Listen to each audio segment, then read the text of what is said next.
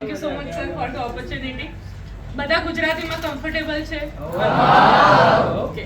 તો પછી આપણે જે લેંગ્વેજ કમ્યુનિકેશનની હોય એમાં થોડું કરીએ તો વધારે સારું રહે. પછી હું ઇંગ્લિશમાં બોલું તમને ભાષણ જેવું લાગે તો મજા નહીં આવે એટલા માટે. બરાબર. મારી સરે ઓળખ તો આપી દીધી. મારું નામ કૃષ્ણા છે. બરાબર. અને હું પણ આવી રીતે તમારા જેમ 10માની પરીક્ષા વખતે બેઠેલી હતી. મને યાદ આવી ગયું અત્યારે ફ્લેશબેક. બરાબર. તો અત્યારે બી હું મારી પર્સનલી વાત કરું તો મને એવા સપના આવતા હોય છે કે મારી એક્ઝામ છે, મેં કોઈ ઊંધું પેપર વાંચી લીધું છે, એક્ઝામ હોલમાં બેઠી છું, પેપર જોઉં છું કે બીજું આવી ગયું, ગભરામણ થાય છે અને પછી હું ભડકીને ઉઠી જાઉં છું. બરાબર. અને આ ખાલી મારે એકલીનો એક્સપિરિયન્સ નથી. મારી એજના મારા બેચમેટ કે ગમે તેટલા અથવા તમારા એજમાં બી તમને પણ એવા સપના આવતા હશે. ખાસ કરીને મેથ્સના પેપર હોય કે આ તો મેથ્સનું પેપર હતું, વાંચી કંઈક બીજું લીધું, આવ્યું કંઈક બીજું. બરાબર. કે ખરેખર આ જ હતું ને, પેપર રહી ગયું છે, પાછળ જોવાનું રહી ગયું છે.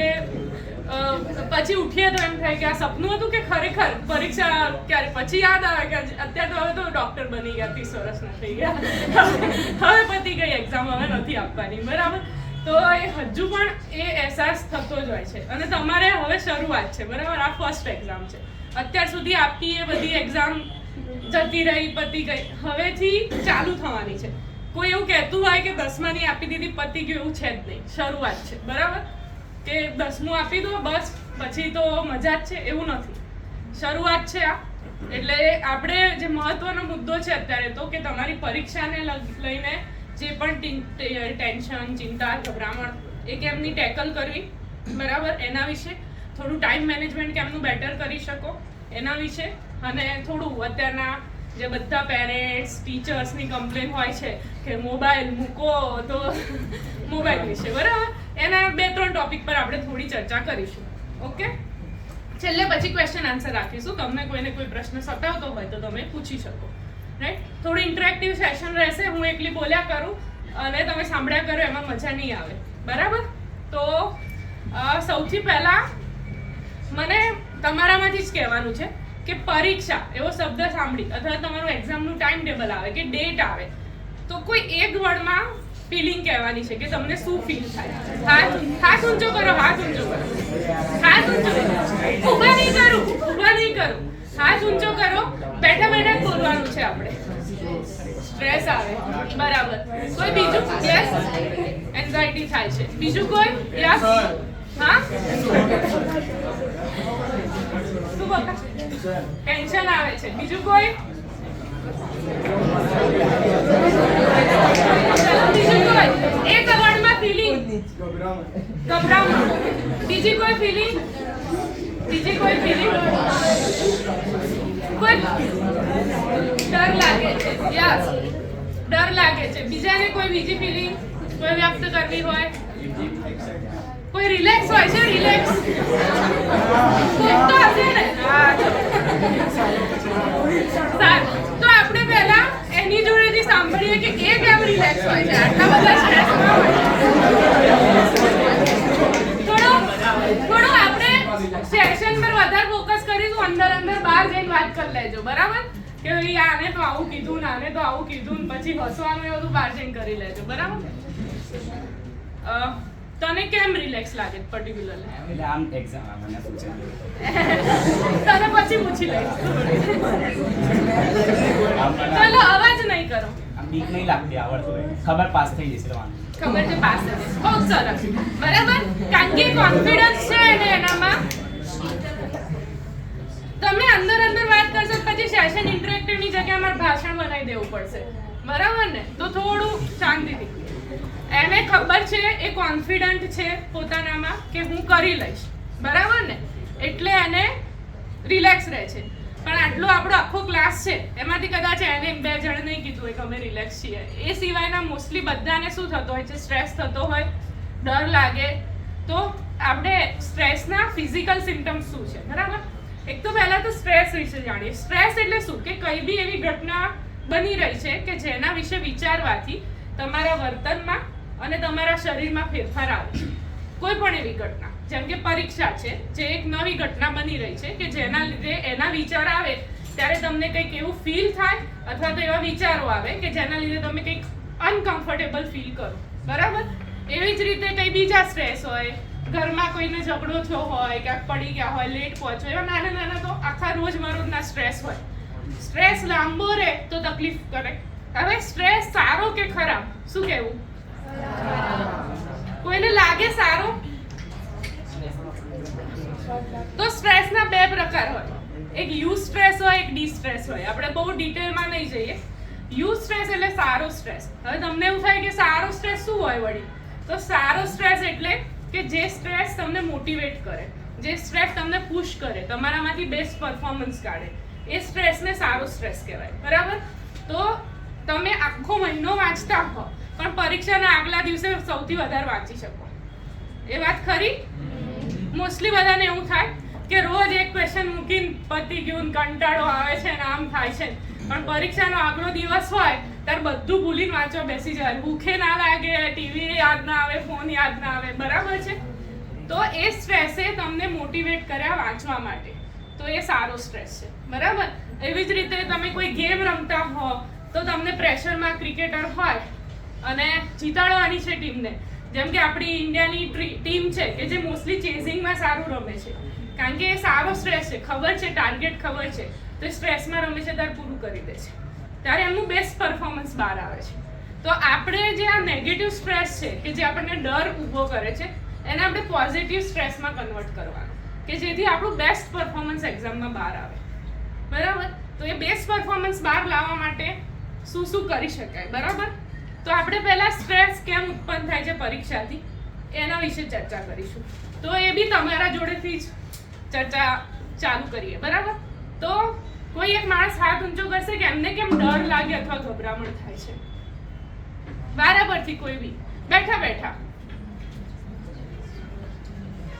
મોસ્ટલી ખબર હોય કે આવડે છે પણ એક એવું સ્ટ્રેસ હોય ને કે વાંચેલા બહારનો ક્વેશ્ચન આવી જશે તો હું પેપરમાં શું લખીશ. ઓકે, બીજું આને ચલો વાંચેલા બારનું આવી જશે તો શું લખીશ, એ વસ્તુથી ટેન્શન થાય છે. બીજું કોઈ કારણ? યસ, એવું થાય કે એક્ઝામ લખવા બેસીશું ત્યારે જ બધું ભૂલી જઈશું તો શું કરીએ? યસ, બહુ મોસ્ટ કોમન ફિલિંગ હોય છે આ બધાની, બરાબર? કે ત્યારે જ બ્લેન્ક થઈ જઈશું, શું થઈ ગયું, ભૂલા એવું થઈ જશે, બરાબર? ચલો ત્રીજું કોઈ ફિલિંગ? યસ,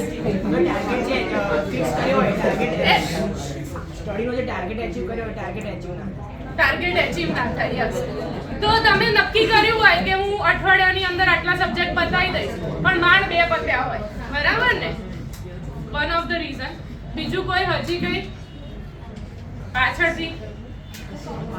માર્ક્સ આવ્યા પછી ઘરે બધા યસ, બહુ કોમન છે ભાઈ કે માર્ક્સ આવ્યા પછી ઘરે જઈને શું થશે, આપણે તો વાંધો નહીં, આપણે તો 50 માંથી 18 આવી ગયા, પાસ થઈ ગયા, બહુ થઈ ગયું.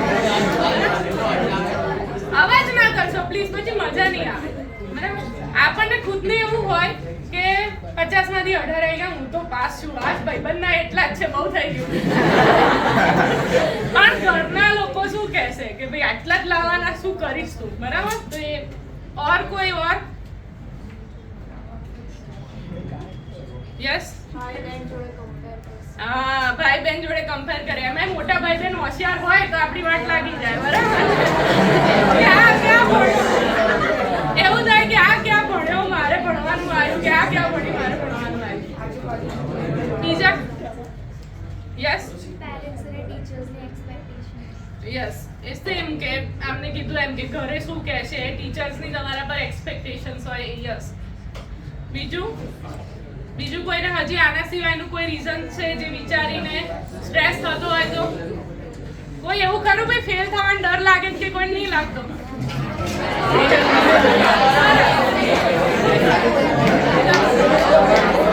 ઓકે, ચલો ફેલ થવાનો પણ ડર લાગે, બરાબર? એ પણ છે. અમુકને સારા માર્ક્સ કરતા ઓછાનો ડર લાગે, કોકને સ્ટ્રગલ એટલી હોય કે પાસ થવાનો પણ ડર લાગી શકે. એના સિવાય બીજું કંઈ? એનીવન? ઓકે, તો મોસ્ટ કોમન રીઝન્સ આપણને બધા આન્સર આપતા હશે ત્યારે આપણને પણ એવું થતું હશે કે હા બરાબર આ કારણ, બરાબર? તો ફર્સ્ટ ઓફ ઓલ છે, એક તો શરૂઆત કરીએ 2-3 ફેક્ટરમાં વેચીને. તો પહેલા પોતાનું અને આસપાસનું એન્વાયરમેન્ટ, બરાબર. તો બે વસ્તુના લીધે સ્ટ્રેસ પેદા થાય. ફર્સ્ટ છે કે જેમ અમને કીધું કે તમારાથી ચાલુ કરીએ. તો પહેલા પોતાનો સેલ્ફ કોન્ફિડન્સ ઓછો હોય કે મને નહીં આવડે તો, હું એક્ઝામના દિવસે જ ભૂલી જઈશ તો, બરાબર. પેપર જોતા જ બધું બ્લેન્ક થઈ જશે તો, કોર્સ બહારનું આવી જશે તો હું કેમનું કોપઅપ કરીશ, શું લખીશ, આખું પેપર જ કોર્સ બહારનું આવી ગયું તો, બરાબર. એમ બીજું કે ઓવર થિંકિંગ સ્ટાર્ટ થઈ જાય કે આ પેપરમાં આવશે ના, તો વાંચ્યું, જે વાંચ્યું હોય એના કરતાં ના વાંચ્યું એ યાદ હોય કે 10 ચેપ્ટર વાંચ્યા છે, 11 વાર છોડ્યું છે, આખું પેપર 11 ચેપ્ટરમાંથી આવ્યું, આવું કેમનું થયું, બરાબર, એવું લાગે. બીજું કે પેરેન્ટ્સની એક્સપેક્ટેશન્સ વધારે.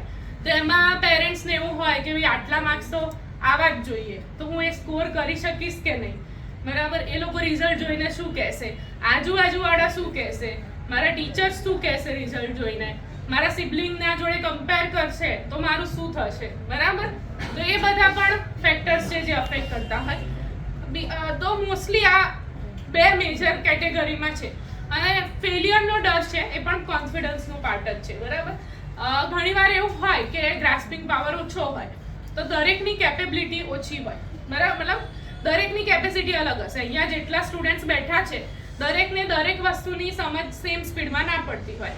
કોકને 2 વાર સમજાવો તો ખબર પડતી હોય, કોકને 1 વારમાં ખબર પડી જતી હોય, કોકને વાંચીને યાદ રહેતું હોય, કોકને લખીને યાદ રહેતું હોય, બરાબર ને. તો દરેકની પર્સનલ સ્ટાઇલ અલગ હોય.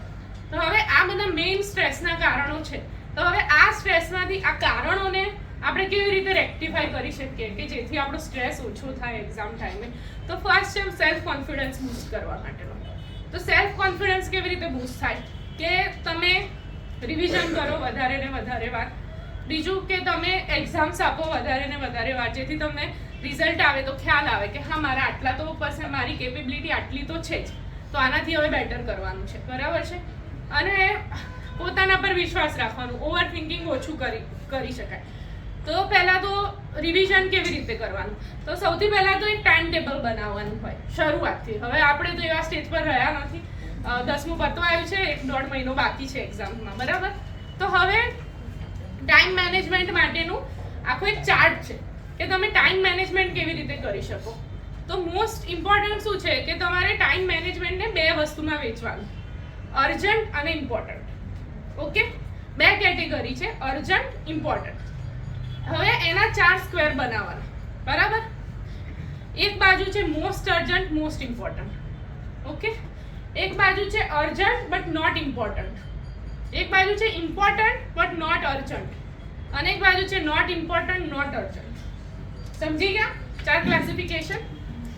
એમાં સૌથી પહેલું આપણે શેના પર ફોકસ કરવાનું છે, તમારા જે ટાસ્ક જોવાના ડેલીના, કે તમે રોજ શું કરો છો. બધાએ ઘરે જઈ અને તમારા પ્લાનરમાં લખવાનું કે હું ઉઠું છું કેટલા વાગે, કાં તો ઓબ્ઝર્વ કરવાનું એક દિવસ ના ખબર હોય કે હું 7 વાગે ઉઠું છું, 7:30 આ કરું છું, આ કરું છું, આ કરું છું, એ રીતે ડે ગણવાનું કે તમે કેટલા કલાક એકચ્યુઅલ સ્ટડી પાછળ વાપરો છો અને કેટલા કલાક તમારો ટાઈમ પાસ થાય છે. તો તમને ગેપ્સ ખબર પડશે કે મારો ટાઈમ ક્યાં ખવાય છે. મોસ્ટલી કેવું થાય કે તમને એવું થાય કે આખા દિવસ હું તો ભણું જ છું તો એ પતતું કેમ નથી, એક જ ક્વેશ્ચન તૈયાર થયો, આટલું બધું કેમ ઓછું પડ્યું, ટાઈમ ગયો ક્યાં એ જ ખબર નથી પડતી. મોસ્ટલી તમને બધાને એવું થતું હશે અત્યારે. તો તમારે ટાઈમ લખી દેવાનો કે મેં 7 વાગ્યાથી 8 વાગ્યા સુધી આ કર્યું, આ કર્યું. પછી જાતે જ તમારું ટાઈમ ટેબલ રિવ્યૂ કરવાનું કે મેં આમાં કયા એવા ટાઈમ ખાનારા જગ્યા છે કે જે હું ઓછા કરી શકું. જેમ કે ઘણાને હોય કે જમવા બેસે ને તો 8 વાગ્યાથી બેઠા હોય તો 10 વાગ્યા સુધી, બરાબર, કે જમવાના બહાને જે ટાઈમ પાસ થયો, બરાબર. તો એ વખતે ફોન જોઈ લીધો હોય, ફ્રેન્ડ જોડે ફોન પર વાત કરી હોય, બહાર આંટો મારવા ગયા હોય, ટીવી જોયું હોય, ઘરના જોડે ટાઈમ પાસ કર્યો હોય, તો એમ લાગે કે હું તો ખાલી ખાવા જ ઊભો થયો, પણ કલાક કેટલો હોય, 2 કલાક, બરાબર. એવી જ રીતે કે 10 મિનિટ ફોન જોઈ લઉં, થોડું હમણાં જ વાંચીને ઊભો થયો છે, 10 મિનિટ અડધો કલાક કલાકમાં કન્વર્ટ થયેલી હોય, બરાબર છે. કોઈ ડિફિકલ્ટ ટોપિક હોય એમાં ટાઈમ કન્ઝ્યુમ થતો હોય, ટ્યુશન આવવાનું, ટ્યુશન આવવા જવામાં કલાક જતો રહેતો હોય, આવવાનું તો એક બેસવાનું કલાક છે, અહીંથી નીકળતા પાછા 10 મિનિટ ઊભા રહીએ, કંઈક ખાઈએ, વાતો કરીએ, ઘરે પહોંચો ત્યારે તો અડધો પોણો કલાકે પહોંચી રહ્યા બરાબર ને, એ ટાઈમ કન્ઝ્યુમ થઈ જાય. તો હવે તમારી જોડે 1.5 મહિનો જ છે, તો હવે એ બધા ટાઈમ પોકેટ્સ છે એ તમારે ખેંચવાના છે, પોતાની જોડે સેવ કરવાના છે, કે જે ટાઈમ કન્ઝ્યુમિંગ પોકેટ્સ છે તમારા, એ તમારે નાની મિનિટ્સ તમે સેવ કરશો તો તમને ખ્યાલ આવશે કે હું કેટલો વધારે ટાઈમ સ્પેન્ડ કરી શકું છું. બરાબર? તો પછી એ જે તમે લિસ્ટ બનાવ્યું એમાં તમારે ટાસ્ક એડ કરવાના કે અર્જન્ટ અને ઇમ્પોર્ટન્ટ શું છે. તો અત્યારે પરીક્ષાને ધ્યાનમાં રાખો તો એક્ઝામ માટેની તૈયારી, બરાબર? તો એ અર્જન્ટ અને ઇમ્પોર્ટન્ટમાં મૂકી દેવાની. પછી ઇમ્પોર્ટન્ટ છે પણ અર્જન્ટ નથી, કે અમુક ડિફિકલ્ટ ટોપિક્સ છે કે જે નથી આવડતા, જે મારે ટીચરને પૂછવાના છે, સમજવાના છે, ક્લાસમેટ જોડે ડિસ્કસ કરવાના છે, પેપર્સ છે જે સોલ્વ કરવાના છે, રિવિઝન છે, તો એ બધું શેમાં આવે? ઇમ્પોર્ટન્ટમાં. પણ અર્જન્ટ નથી, એ બધું થઈ જશે. પહેલાં જે ટોપિક બાકી છે એ કવર કરવો જરૂરી છે, બરાબર? જે નવું જે ભણ્યા નથી અત્યાર સુધી એ શીખી લેવાનું છે. રિવિઝન આવશે, ઇમ્પોર્ટન્ટ છે પણ અર્જન્ટ નથી. હવે આવે અર્જન્ટ બટ નોટ ઇમ્પોર્ટન્ટ. એ તમારા પર છે કે ફ્રેન્ડનો મેસેજ આવ્યો એટલે રિપ્લાય તો કરવો જ પડે, તો એ અર્જન્ટ હોય કે ફોન તો ઉપાડવો જ પડે, પણ ઇમ્પોર્ટન્ટ કશું જ ના હોય, બરાબર? વાતચીત જ હોય ફાલતુની. તો એ અર્જન્ટ છે પણ ઇમ્પોર્ટન્ટ નથી. કે એવો ઘણા બધા ટાસ્ક હશે કે જે અર્જન્ટ હોય, કે મૂવી જોવા તો જવું જ પડે, હમણાં મૂવી આવ્યું છે, પણ એ અત્યાર પૂરતું હાલના પીરિયડ પૂરતું ઇમ્પોર્ટન્ટ નથી. અને બીજા હોય એકદમ ઇમ્પોર્ટન્ટ નથી કે અર્જન્ટ નથી, જેમ કે તમારું ફોનનું સ્ક્રોલિંગ, ઇન્સ્ટા પર રીલ જોવાનું કે આ તે, બરાબર? કે એ બધું ઇમ્પોર્ટન્ટ પણ નથી ને અર્જન્ટ પણ નથી. તો તમારું ટાઈમ ટેબલ જુઓ બધા ઘરે જઈને, અને એને આ રીતે 4 ભાગમાં ડિવાઈડ કરી દો. ઓકે? એટલે તમને ખબર પડી ગઈ કે મને શેને પ્રાયોરિટી આપવાની છે, કે મારે પહેલા 2 ખાના છે કે જે અર્જન્ટ, ઇમ્પોર્ટન્ટ અને ઇમ્પોર્ટન્ટ બટ નોટ અર્જન્ટ, એ બેને સૌથી પહેલા મૂકવાના છે ટાઈમ ટેબલ પર. પછી ટાઈમ મળે તો અર્જન્ટ બટ નોટ ઇમ્પોર્ટન્ટને મૂકવાનું છે, અને છેલ્લું ખાનું છે એને ડિસ્કાર્ડ કરવાનું છે, બરાબર ને? એના માટે ટાઈમ મૂકશો તો ટાઈમ ટેબલ પાછું એવું ને એવું જ થઈ જશે. તો ડિસ્કાર્ડ એ કરવાનું છે, બરાબર? પછી તમે ટાઈમ સ્ટાર્ટ કરો કે ભાઈ 7 કે 8 વાગ્યાથી, જે બી નોર્મલ તમારો વેકઅપ ટાઈમ હોય એને ચેન્જ કરવાની જરૂર નથી. એક્ઝામ માટે તમારું પોતાનું શેડ્યુલ ચેન્જ કરવાની જરૂર નથી. જેને સવારે વાંચતા ફાવતું હોય સવારે વાંચો, જેને રાત્રે વાંચતા ફાવતું હોય રાત્રે વાંચો. કારણ કે આટલા ટાઈમથી તમે જે રીતે વાંચ્યું છે એ જ રીતે તમને વધારે યાદ રહેશે. તમે મહિના પહેલાં બદલશો કે ભાઈ હું હવે રાત્રે વાંચતી હતી, હવે સવાર ઉઠીને વાંચવા માંડું, તો એ નહીં થાય. તો જેવી રીતે જેને વાંચ્યું છે એ જ રીતે, પણ તમારે વાંચવાનો ટાઈમ એમાં વધશે, બરાબર? વાંચવામાં ઇફેક્ટિવ કેવું હોય કે અડધો કલાક પછી કોઈનું ધ્યાન ના રહે. શું કરતા હતા? અડધો કલાક પછી શરીરને આમ થવા માંડે કે ભાઈ હવે તો બહુ થઈ ગયું, ઊભું થવું પડે, બરાબર? તો એના માટે તમારે સ્ટડી પોકેટ્સ બનાવવાના, કે સવારે ઉઠ્યા, ચા નાસ્તો બ્રેકફાસ્ટ જે રૂટીન બધું છે એ બતાવીને પછી પહેલો એક સ્ટડી ટાઈમ આપી દેવાનો, કે જ્યારે તમે હજી દિવસ ચાલુ નથી કર્યો, બીજી બધી પંચાયતમાં પડ્યા નથી, ત્યાં પહેલાં એક ભણવાનો મોટો સ્લોટ આવી જવો જોઈએ, કે જેની અંદર તમે એકવાર ભણી લીધું અડધો કલાક માટે, પછી એમાં 5 મિનિટ વચ્ચે બ્રેક લેવાનો છે. એ 5 થી 10 મિનિટનો બ્રેક તમારે ફોન કે એના માટે યુઝ નથી કરવાનો, કોઈ ફિઝિકલ એક્સરસાઇઝ કે એક્ટિવિટી કરવાની છે, જેમ કે સ્ટ્રેચિંગ કરી, બરાબર? ઘરમાં કોઈ માણસ જોડે વાત કરી લીધી, ફ્રેન્ડ જોડે વાત કરી લીધી, ફોન પર, ટેક્સ્ટ પર નહીં, બરાબર? તો એ ફિક્સ રાખવાનું છે. પછી પાછું ભણવા બેસવાનું છે, બરાબર? પછી બીજા કામોને પ્રાયોરિટી આપવાની છે. એ જ રીતે તમારે દર અડધો કલાકે 10 મિનિટનો બ્રેક આપી દેવાનો છે, અને 10 મિનિટની અંદર તમારે કંઈક નાસ્તો કરવો હોય, ઊભું થવું હોય, થોડું સ્ટ્રેચ કરવું હોય, વોક કરવું હોય, કરવાનું ફિઝિકલ એક્ટિવિટી, બરાબર? કોઈ ફોન કે ડિજિટલ એક્ટિવિટી નહીં, વરના એ 10 મિનિટ 1 કલાકમાં કન્વર્ટ થઈ જશે અને ટાઈમ જતો રહેશે, બરાબર? તો એ રીતે વાંચશો. બીજું શું કરી શકો તમે કે એ પતી ગયું. તમારો જે રૂમ હોય, તમે જ્યાં વાંચતા હોય, ટેબલ, કોઈને બેડ પર ફાવતું હોય, કોઈને સોફા પર ફાવતું હોય, જ્યાં પણ તમને યાદ રહેતું હોય એને નો ફોન ઝોન જાહેર કરી દેવાનો તમારી જાતે પોતા માટે, બરાબર? કે નો ફોન ઝોનમાં શું હોય કે તમારે ફોન પર એ રૂમમાં કે એ જગ્યાએ ફોન આવવો જોઈએ નહીં તમારો, બરાબર? એને દૂર મૂકી આવવાનો, ક્યાં બીજા રૂમમાં મૂકી દો કે ક્યાંય પણ. તો એ તમે છે ને ચેક કરી શકો પછી 10 મિનિટમાં. તો કોઈ ઇમ્પોર્ટન્ટ મેસેજ કે એવું નથી આવ્યું ને, કોઈ ઇમ્પોર્ટન્ટ કોલ નથી આવ્યો, પણ એ જગ્યાએ ફોન હોવો જોઈએ નહીં, તમારા ડેસ્ક પર તો ખાસ નહીં. અને તમને એવું હોય કે હું કંઈક ગૂગલ કરીશ કે આ કેમનું ભણવાનું હતું કે નથી આવ્યું, તો લખી દેજો નોટમાં અને 10 મિનિટમાં સર્ચ કરી લેવાનું. બરાબર? તો એ તમારો ટાઈમ બહુ બચાવી લેશે અને તમારું ડિજિટલ એડિક્શન બી ઓછું થઈ જશે. ઇન બિટવીન રેસ્ટ માટે પણ ટાઈમ આપવાનો છે. એવું નથી કે આખો દિવસ ભણ્યા જ કરવાનું છે. બરાબર? દિવસનો કલાક પોતાના માટે કાઢવાનો છે, જેની અંદર ગમતી પ્રવૃત્તિ કરવાની છે. એ ગમતી પ્રવૃત્તિ મોબાઈલ રિલેટેડ ના હોવી જોઈએ.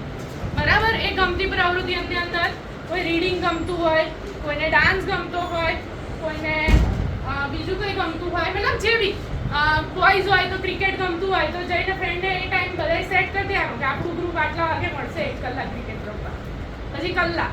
બરાબર ને? તો એવો 1 કલાક પોતાના માટે પણ કાઢવાનો છે, જેથી તમારું માઇન્ડ થોડું ફ્રી થાય. છોકરીઓને કંઈ ગમતું હોય, વાત કરવી હોય, ડાન્સ કરવો હોય, કંઈ બી ફિઝિકલ એક્ટિવિટી હોવી જોઈએ. બેડમિન્ટન રમી શકો, વોટેવર. એનાથી માઇન્ડ વધારે શાર્પ થશે. ઓકે? તો આ રીતે તમારે ટાઈમ મેનેજમેન્ટ કરવાનું છે. તો કાલે ઘરે જઈને બધાએ પોતાનું શેડ્યુલ ઓબ્ઝર્વ કરવાનું છે અને ડિવાઈડ કરવાનું છે અને ટાઈમ ટેબલ બનાવવાનું છે. પછી ટાઈમ ટેબલ થોડું ફ્લેક્સિબલ બી હોવું જોઈએ. પછી એવું નહીં કે 8 વાગ્યા એટલે 8 ને 2 થઈ ગઈ તો હવે 8 ને 5 થઈશ ને તારે, એવું નહીં.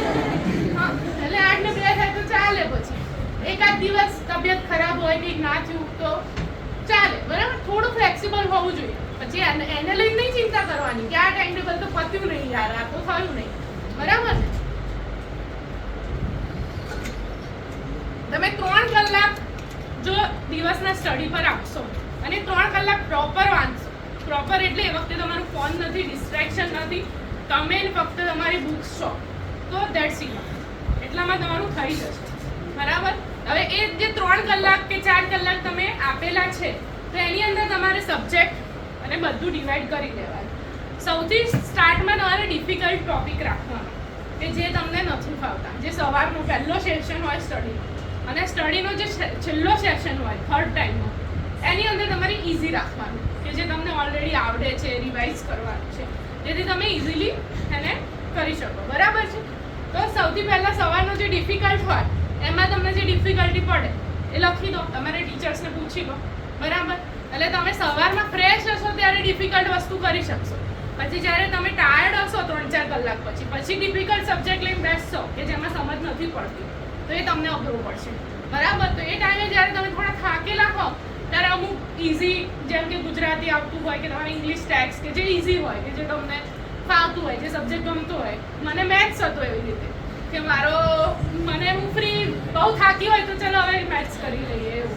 બરાબર? તો એવી રીતે દરેકનું અલગ હોય.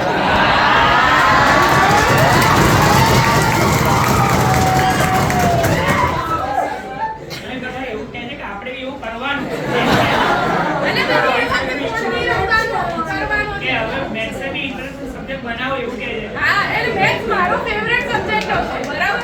એવી રીતે દરેકના ફેવરેટ સબ્જેક્ટ અલગ હશે. કોઈનો હશે ક્લાસમાં મેથ્સ, કોઈને તો ગમતો હશે. તો આ બધા છે, ઘણા છે. બરાબર? ચલો અવાજ નહીં. અને મને હિન્દી વ્યાકરણ સૌથી અઘરું પડતું હતું, મને ખબર જ નથી પડતી. તો એ પછી એ સબ્જેક્ટ હું સવારે રાખું કે ભાઈ મને આમાં નથી ટપ્પો પડતો કે ક્યાં શું કરવાનું છે. બરાબર? તો એ રીતે તમારે દરેકનું અલગ હોય એવી રીતે. બરાબર? હું તમને કહું કે તમારે આ સબ્જેક્ટ પહેલો રાખવાનો એવું નહીં. તો આ રીતે તમે ટાઈમ તમારો મેનેજ કરી શકો. ટાઈમ મેનેજ તમારો થશે એટલે તમને ખ્યાલ આવશે કે મારો કેટલો પોર્શન કમ્પ્લીટ થઈ રહ્યો છે, કેટલો બચી રહ્યો છે, શું થઈ રહ્યું છે, જેથી તમારો કોન્ફિડન્સ વધશે, રિવિઝન થશે, કોન્ફિડન્સ વધશે. તમે જે વાંચ્યું છે એને પેપરમાં લખી લો. તમારા ફ્રેન્ડને કહો કે મને પૂછા, મને કહી દે, મને આવડે. તો તમે બોલશો એની સામે ત્યારે તમને પેલો ડર જતો રહેશે કે એક્ઝામના ટાઈમે પેપરમાં જોઈને બ્લેન્ક થઈ ગઈ તો. બરાબર ને? કારણ કે એ બી તમે એક ચેપ્ટર કરો, બધું પૂછાવડાવવા ના બેસો. એને કહો કે આમાંથી કંઈ બી પૂછી તમારા પેરેન્ટ્સને કેવી રીતે. બરાબર? તો આ તમારા તરફથી મેનેજ થઈ ગયું કે તમારો કોન્ફિડન્સ બૂસ્ટ કરવા તમે ટાઈમ મેનેજ કર્યો, તમને ખબર છે પોર્શન કેટલો છે એ મેનેજ કર્યો. સેકન્ડ કે તમે રિવાઇઝ કર્યું કે જેથી તમને યાદ રહ્યું. તમે કોઈ પિયરને અથવા તમારા ટીચર્સને કે કોઈને કીધું કે મને પૂછી લો, પેપર જોયા, તમે જાતે ઇવેલ્યુએટ કર્યું કે મને કેટલું આવડે છે. અને પોતાના તરફથી એટલી જ એક્સપેક્ટેશન રાખવાની જેટલી ખબર હોય. બરાબર? હવે દરેક એક્ઝામમાં 70% આવતા હોય તો 80 સુધી જઈ શકીએ. બરાબર? ભાઈ 95ની આશા રાખીને રોયા કરીએ તો 70 નહીં આવે. બરાબર? એવું નથી કરવાનું. જે છે એનાથી આપણે બેસ્ટ આપવાની કોશિશ કરવાની છે કે હું જ્યાં છું ત્યાંથી મારે બેસ્ટ પરફોર્મ કરવાનું છે મારું, કે મેં અત્યાર સુધીનું કરેલું મને સેટિસ્ફાઈડ થવું જોઈએ કે મેં બરોબર સ્ટડી કરી છે, કોઈ ગમે તે કે બરાબર છે. તો એવું જરૂરી નથી કે હાઈએસ્ટ માર્ક જ સારા માર્ક્સ છે, બરાબર. તમારા કેપેબિલિટી પ્રમાણે અગર તમને પાસ થવામાં પણ તકલીફ પડે છે અને તમે પાસિંગ માર્ક્સ લાવ્યા છો અને પાસ થઈ ગયા છો બધા સબ્જેક્ટમાં, તો એ પણ બહુ મોટી વસ્તુ છે, બરાબર ને. તો તમારો જે છેલ્લા સ્કોર હોય એક્ઝામનો પ્રિલિમ કે જે આપે એના કરતાં 5% વધે તમારા, તો પણ તમે બહુ સારું પરફોર્મ કર્યું છે એવું વિચારી લેવા, રાઈટ. અને તમને એવું હોવું જોઈએ કે મેં બેસ્ટ આપું. ભાઈ રિઝલ્ટ આવે એટલે એવું ના થવું જોઈએ કે આ થોડું વધારે વાંચી લીધું હોત ને તો સારું, એવું ના થવું જોઈએ, બરાબર. તો એ તમારું બેસ્ટ છે. હવે પેરેન્ટ્સ અને ટીચર્સની એક્સપેક્ટેશન્સ, તો એમની સાથે જો તમારા પેરેન્ટ્સને એવું હોય તો એમની સાથે ખુલીને વાત કરવાની કે હું ટ્રાય કરું છું, મારે એફર્ટ આપીશ, હું ભણીશ, પણ હું આટલું કરી શકું છું, બરાબર ને. તમારા ટીચર્સને એમને મળાવો કે જેથી એ પણ સમજાઈ શકે કે આને આ ડિફિકલ્ટીઝ છે, એ આટલું કરે છે. જો એ તમને સપોર્ટ કરશે શીખવામાં અથવા તો કે ના તું આ સરસ કરી રહ્યો, તો તમારું ઓર રિઝલ્ટ સુધરશે. એ ક્રિટિસાઇઝ કરશે કે કંઈ આવડતું નથી, કંઈ કરતો નથી, તો તમારું મોટિવેશન જતું રહેશે, બરાબર ને. તો એમની સાથે આવી રીતે ખુલીને વાત કરવાની કે તમે આવું કહો ને એટલે મને એમ તકલીફ થાય છે, એમ કરતાં આવી રીતે કરો તો હું બતાવી દઈશ તમને, બરાબર. અને સિબલિંગ જોડે જો કમ્પેર કરે તો બધા માણસ અલગ હોય, બરાબર. તો એમને સમજાવવાનું કે ભાઈ એ આવું કરે છે, મારા ગોલ્સ નથી, મારે આવું કરવું છે, તો હું આ રીતે કરીશ. ટ્રાય કરવાનું, સમજાવવાનું. જો ના સમજે તો ટીચર સાથે લઈ આવવાના, ટીચર્સને વાત કરવાની. ટીચર્સ મોસ્ટલી સ્ટુડન્ટનો કેપેબિલિટી ખબર હોય તમારા ટીચરની, અને ટીચરની જે એક્સપેક્ટેશન હોય ને એ કેવું હોય કે તમારું એમને ખબર છે કે આટલું કરી શકવાની છે, એટલે તમને પુશ કરતા હોય કે આટલું કરો બેટર. એમને એવું ના હોય કે તમે 50% લાવો છો તો 75 કે 80 લાવી દો, પણ એમને એવું હોય કે 50 લાવે તો 60-65 માટે તો ટાર્ગેટ કર, બરાબર ને. તો તમારે તમારા ટીચર સાથે તમારા પેરેન્ટ્સની વાત કરાવવાની કે જેથી એ અમને એક્સપ્લેન કરી શકે કે એને આટલું છે, આટલી મહેનત કરી છે, અને સામે હાર્ડવર્ક કરીને બતાવવાનું, બરાબર. પછી એવું નહીં પેરેન્ટ્સને કહી દીધું કે હું તો એ તો કરે, હું મારે નહીં થતું, અને પછી ફોન રમવા બેસી જાય, એવું નથી કરવાનું, બરાબર છે. તો તમારે રિયલિસ્ટિક એક્સપેક્ટેશન રાખી અને મહેનત કરવાની, ઓકે. જ્યારે પણ એક્ઝામ દરમિયાન સ્ટ્રેસ થાય કે પેપર આપતા પહેલાં મોસ્ટલી બધાને ગભરામણ જેવું થતું હોય એક્ઝામના ટાઈમે, ભલે ગમે તેટલા પ્રિપેર્ડ હોય, ગમે તેટલું વાંચ્યું હોય, તો પણ સ્ટ્રેસ થતું હોય, બરાબર. તો એ વખતે સિમ્પલ બ્રીધિંગ એક્સરસાઇઝીસ કરવાની છે આપણે. તો એ હું તમને શીખવાડીશ, બધા મારી સાથે કરશે, બરાબર. બધા આમ રિલેક્સ બેસી જાઓ, પાછળ ટેકો લે, અવાજ ના કરશો, આપણે સાયલેન્ટલી કરવાની છે. બધા આંખો બંધ કરી દો, બધા આંખો બંધ કરી દો, એવરીવન. આ એક્સરસાઇઝ હું શીખવાડું એ તમારે રોજ કરવાની છે અને ખાસ એક્ઝામના દિવસોમાં કરવાની છે, ઓકે. બધાએ નાક વડે ઊંડો શ્વાસ લેવાનો છે. હું 4 કાઉન્ટ કરું ત્યાં સુધી, 1 2 3 4. હવે 7 કાઉન્ટ કરું ત્યાં સુધી રોકી રાખવાનું છે. 1 2 3 4 5 6 7. રિલીઝ. જેને આંખો બંધ રાખીને ના ફાવતું હોય આંખો ખુલ્લી રાખીને પણ કરી શકે, ઓકે. ફરીથી સિરિયસલી કરો, આ હેલ્પ કરશે તમને, બરાબર છે. ખાસ કરીને એક્ઝામ ટાઈમે હેલ્પ કરશે. ફરીથી એક વખત, ઓકે. ફરીથી ડીપ બ્રીથ લો. 1 2 3 4. क्या बात भाई, रोकानो નથી, છૂટી જાય છે.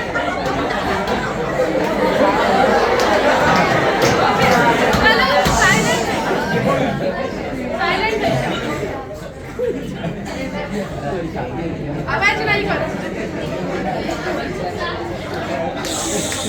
તો બેઝિકલી એક્સરસાઇઝ એટલા માટે છે કે તમારું માઇન્ડ એ વખતે ઓવર થિંકિંગ કરતું હોય, મોસ્ટલી બધા નેગેટિવ વિચાર આવતા હોય, જેમ કે પેપરમાં મને કોર્સ બારનું આવ્યું તો, પણ એ વખતે એવો વિચાર ના આવે કે એક ક્વેશ્ચન કોર્સ બારનું આવશે, બાકીનું તો મેં કરેલું છે ને, તો એ કોન્ફિડન્સ એ વખતે ના આવે. તો એ વિચાર ટેકલ કરવા માટે આપણે આ એક્સરસાઇઝ કરવાની છે.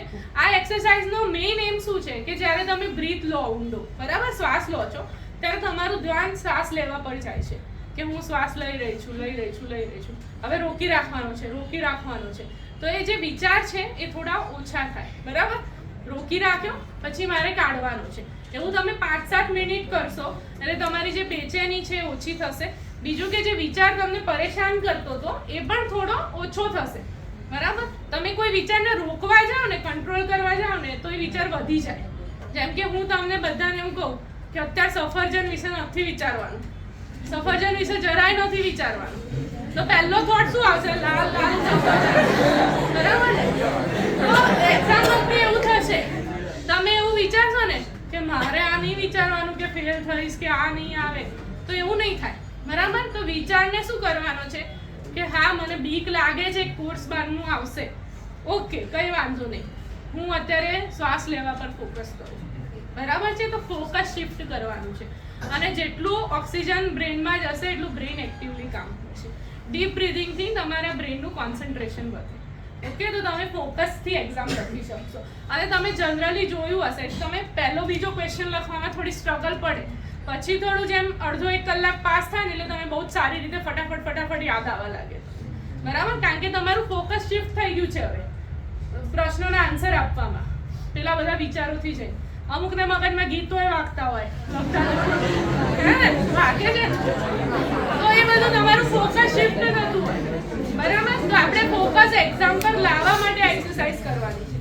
તો તમે ઘરે પણ પ્રેક્ટિસ કરી શકો, એકલા હો ત્યારે પેપર આપતા પહેલા શરૂઆતમાં પ્રેક્ટિસ કરી શકો કે જેથી તમારા ફોકસ વધે. તો તમારે શું વિચારવાનું છે કે હા ભાઈ કોર્સ બારનું આવશે, કંઈ વાંધો નહીં, અત્યારે હું શ્વાસ લઉં, રોકવાનો છે, બહાર કાઢવાનો, વચ્ચે વિચાર આવી ગયો, વાંધો નહીં, આવે છે, મારે શ્વાસ લેવાનો છે, લીધો, અંદર કાઢ્યો, બહાર. જ્યાં સુધી તમને કમ્ફર્ટેબલ ફીલ આવે, ધક બંધ થઈ જાય, પરસેવો બંધ થઈ જાય, ત્યાં સુધી આ કરવાનું છે. પછી પેપર આવે એટલે ફોકસથી લખવાનું ચાલુ કરવાનું છે અને એમાં તમારું પરફોર્મન્સ 100% સારું આવશે. તમે જે નાની સિલી મિસ્ટેક્સ કરો છો, જે ટેન્શન ના મારે, કે ખબર છે કે આ રીતે જ કરવાનું છે, પેપર પતે પછી એવું થાય કે યાર આ તો આવડતું હતું, મેં કેમનું મિસ કર્યું, તો એ મિસ્ટેક્સ આનાથી નહીં થાય કારણ કે તમારું ફોકસ ક્વેશ્ચન આન્સર પર હશે પેલા થોટ્સની જગ્યાએ, બરાબર છે? તો આ એક્સરસાઇઝ ઘરે પણ પ્રેક્ટિસ કરવાની છે આખો મહિનો, કે જેથી એક્ઝામના દિવસે નવી ના લાગે. તો એક્ઝામના દિવસે બ્રેનને થશે આ શું થઈ ગયું, અચ્છા નથી આટલો બધો ઓક્સિજન ક્યાંથી આવી ગયો, એવું ના થાય, બરાબર? તો આ એક હેલ્પ છે જે તમને રિલેક્સ કરી શકે એક્ઝામના ટાઈમે. બીજું છે તમારા નેગેટિવ થોટ્સ, એને કેમના ટેકલ કરવાના, તેને અલગ વેથી જોવાના, બરાબર? થોટ છે કે હું ફેલ થઈશ, બરાબર? મને એવો થોટ આવ્યો કે હું ફેલ થઈશ, તો એવું પૂછવાનું મગજ કે શું લાગે, કેટલા ટકા શક્યતા ખરી કે આ ફેલ થઈશું આપણે, બરાબર? 0 થી 100% કેટલા ટકા શક્યતા કે હું ફેલ થઈશ? હવે મને એવું લાગ્યું કે 70% તો લાગે છે કે ફેલ થઈશ, બરાબર? તો ફરીથી મગજને ક્વેશ્ચન કરવાનો, કેમ એવું લાગે 70% કે હું ફેલ થઈશ? તો મગજ એવિડન્સ આવશે કે આપણે કંઈ વાંચ્યું નથી, બરાબર? આવડતું નથી, ભણ્યા નથી, બરાબર? એટલે મને લાગે છે કે હું ફેલ થઈશ, બરાબર? તો તમારે એવું વિચારવાનું કે પહેલાની એક્ઝામો હતી એમાં હું ફેલ થયો તો એવો આન્સર આવે ના પાસ થઈ ગયા હતા, બરાબર? તો આ વખતે પણ પાસ થવાના ચાન્સીસ વધે. તો તમારું બિલીફ 70 થી 60% પર આવ્યું કે ના કદાચ આગળ થયો તો આ વખતે બી થઈશ, તો 60% પર આવ્યું, બરાબર? બીજું કે આ થોટ આવ્યો તો હવે હું કેમ થઈ શકું કે વાંચ્યું નથી, પણ કદાચ આ આઈએમપી ક્વેશ્ચન્સ પૂછાઈ જાય તો પાસ થઈ જાઉં, હા થઈ જાઉં, બરાબર? તો આઈએમપી વાંચીએ તો થઈ જઈશ, તો પાછું 40% પર આવશે. તો એ રીતે તમારે થોટને તમારી જાતે જ કાઉન્ટરેક્ટ કરવાનો છે. જેમ કે કોર્સ બારનું પૂછાશે તો ઓકે, અત્યાર સુધી કેટલી વાર પૂછાયું છે કોર્સ બારનું? તો આટલી બધી વાર પૂછાયું છે, પણ એમાંથી કેટલા માર્ક્સનું પૂછાય છે? તો 5-7 માર્ક્સનું પૂછાય છે જે મને નથી આવડતું. તો એનાથી મારું પરફોર્મન્સ બહુ બગડી જશે? ના, હું કંઈક તો લખી જ શકીશ કારણ કે મેં બીજું બધું તો વાંચ્યું જ છે, મને સમજણ તો પડી જ છે, ઓકે? તો મારે ફોકસ શેના પર કરવાનું છે? જે આવડે છે એના પર. તો તમારે જાતે જ પોતાને આ રીતે પ્રશ્ન કરી અને એનું સોલ્યુશન લાવવાનું છે કે હું શું બેટર કરી શકું, બરાબર? આ થોટ વિચાર કરીને ખોટું કરીને મારો ટાઈમ વેસ્ટ કરું કે એનું બિલીફ ઓછું કરીને જે પોઝિટિવ છે એના પર, તો દરેક નેગેટિવ થોટને પોઝિટિવ બાજુ લઈ જવાનો ટ્રાય કરવાનું છે બેઝિકલી. સમજી ગયા? ઓકે? અને રોજ સવારે મિરરમાં જોઈ અને એવું કહેવાનું છે કે હું મારું બેસ્ટ આપીશ. એ તમને ટ્રસ્ટ આવી જવું જોઈએ કે હું મારું બેસ્ટ કરી રહ્યો છું, મારું બેસ્ટ આપીશ. બરાબર? એ તમને અત્યારે એવું લાગશે કે એમાં શું થાય, પણ જ્યારે તમે એક્ઝામમાં બેસશો ને ત્યારે તમારો કોન્ફિડન્સ વધી ગયેલો હશે. બરાબર? કારણ કે તમારા પર કોન્ફિડન્સ વધશે એ વસ્તુથી કે તમે કરી શકો છો. એટલે જાતે તમે પોતાને કહેવાનું, પહેલાં પોતાના પર આવવું જોઈએ. ટીચર તો પછી ટ્રસ્ટ કરે, પોતાને તો ખબર હોવી જોઈએ કેટલું આવડે છે ને કેટલું કરવાનું છે. તો એવું કહેવાનું કે હું મારું બેસ્ટ કરીશ. બરાબર છે? બધાએ રોજ સવારે એવું કરવાનું છે. બીજું એક પોઝિટિવ વસ્તુ એવું કરી શકો કે તમારા ઘરે જઈને તમારી ડાયરીમાં તમારા ફ્યુચર સેલ્ફને એક લેટર લખવાનું કે હું 10 વર્ષ પછી ક્યાં હોઈશ. બરાબર? કે ડિયર તમારું જે પણ નામ હોય એ. બરાબર? કે હું આજથી 10 વર્ષ પછી આ કરતો હોઈશ. આઈ હોપ કે મેં આ અચીવ કર્યું છે, આઈ હોપ કે મેં આ અચીવ કર્યું છે, આઈ હોપ કે મારું ફ્યુચર આવું છે. દરેક વસ્તુ, કોઈ ગાડી જોઈતી હોય, કોઈ ગાડી ગમતી હોય, હું આવા કપડાં પહેરીશ, આવું ઘર હશે મારું, મારા પેરેન્ટ્સ આટલા ખુશ હશે, આવું હશે, એવો એક લેટર લખવાનો છે પોતાની જાતને. અને રોજ એ વાંચવાનો છે. એ તમને મોટિવેટ કરશે બેટર બનવા માટે. ખાલી એક્ઝામ પૂરતું નહીં, આખી લાઈફમાં કે મારે આ અચીવ કરવાનું છે. તો એ અચીવ કરવા માટે મારે શું કરવું પડશે અત્યારે? તો 10 વર્ષ પછી આવીશ. દરેકના ડ્રીમ્સ તો હોય જ ને કે ભાઈ આવું કરવું છે, આવું કરવું છે. તો એની પાછળ એફર્ટ નહીં આપો તો નહીં અચીવ થાય. બરાબર ને? તો એ લખીને રાખવાના છે, સામે રાખવાના છે પોતાની કે મારે આ કરવાનું છે. તો એ વાંચશો ને તો એ બનશો. બરાબર ને? કારણ કે આંખો સામે રહેશે તો એના માટેની ઓટોમેટિક એક દિશામાં મહેનત થશે, ખબર પડવા લાગશે કે આ જ કરવાનું છે. તો એ 2 વસ્તુ તમારે ઘરે જઈને ટાસ્ક છે. એક તો તમારું ટાઈમ ટેબલ સેટ કરવાનું છે, મેં સમજાવ્યું એ રીતે. બીજું ડેલી અફર્મેશન, એક્સરસાઇઝ રિલેક્સેશન વાળી, અને ફ્યુચર સેલ્ફને એક લેટર જે રોજ સવારે વાંચવા બેસતા પહેલા વાંચી લેવાનું છે કે હું વાંચીશ ને અત્યારે તો મારી લાઈફ આવી હશે 10 વર્ષ પછી. જો નહીં વાંચું તો અહીંયા જ. બરાબર ને? તો બધાને બેટર થવાની આશા હોય તે. તો આ હતું એક્ઝામ રિલેટેડ. ઓકે, આટલું તમે કરો તો પણ બહુ ઇનફ છે. અને આ ખાલી આ એક્ઝામ પૂરતું નથી. લાઈફમાં જેટલી એક્ઝામ આવશે એમાં બધામાં આ ટેકનિક યુઝ કરશો તો આગળ વધવાના જ છો. બરાબર? બીજું કે રિઝલ્ટ આવે ત્યારે, હવે એક્ઝામ પતી ગઈ, જે તમે એફર્ટ આપ્યા એ પતી ગયા, રિઝલ્ટ જે આવે એક્સેપ્ટ કરી લેવાનું. બરાબર? કે મેં મારું બેસ્ટ આપ્યું હતું. જો તમે ફેલ પણ થયા છો તો this is not the end of world. બરાબર? અહીંયા દુનિયા પતતી નથી ફેલ થવાથી. પરીક્ષા તો બહુ બધી વાર આવે અને બહુ બધી આવશે. બરાબર? એટલે ઓછા માર્ક્સ આવ્યા તો એનાથી દુનિયા નથી અટકવાની કે તમારી દુનિયા નથી બદલાઈ જવાની. બરાબર? અને તમે ફેલ થયા તો પણ દુનિયા નથી અટકવાની, બીજો ચાન્સ મળવાનો જ છે. બરાબર ને? તો એ વખતે હતાશ નહીં થવાનું, ડબલ મહેનત કરવાની. બરાબર? તો એ ખાસ યાદ રાખવાનું રિઝલ્ટના દિવસે કે જે આવે છે એમાં મેં મારું બેસ્ટ આપ્યું છે, પછી કોઈ ગમે તે કહેતું. ઓકે? તો એ ઇઝીલી એક્સેપ્ટ થશે પોતાનું રિઝલ્ટ. ઓકે? અને બધાનું બહુ જ સરસ આવશે, એકદમ જોરદાર. બરાબર ને? પણ આ ટેકનિક યુઝ કરજો થોડી ઘણી, 5% બી. બરાબર? બીજું છે મોબાઈલ એડિક્શન માટે. તો એનું તો મને લાગે છે રોજ બધા જ કહેતા હશે. તો હું શું નવું કહું? તો અત્યારે તમને એવું લાગે પણ બહુ ગંભીર પ્રશ્ન છે કે ડિજિટલ એડિક્શન. હવે તમને એવું લાગે કે હું તો કંઈ બહુ યુઝ નથી કરતો, અડધો-પોણો કલાક જોઉં છું. પણ તમને જાતે બધા ઘરે જઈને પોતાનો સ્ક્રીન ટાઈમ નોટ કરજો. જોતા આવડે છે ને સ્ક્રીન ટાઈમ? બરાબર? શું લાગે છે કેટલો હશે? તારો કેટલો હશે ભાઈ? હા, 3 કલાક. સારું. તમારો કેટલો હશે? તારે જરૂર છે, તું પર્સનલી મળજે. બરાબર? બીજા કોઈ?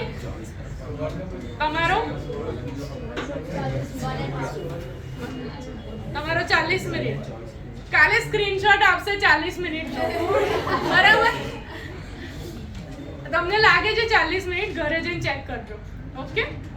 બીજો કોઈ જેને એવું લાગતું બહુ ઓછો છે મારો?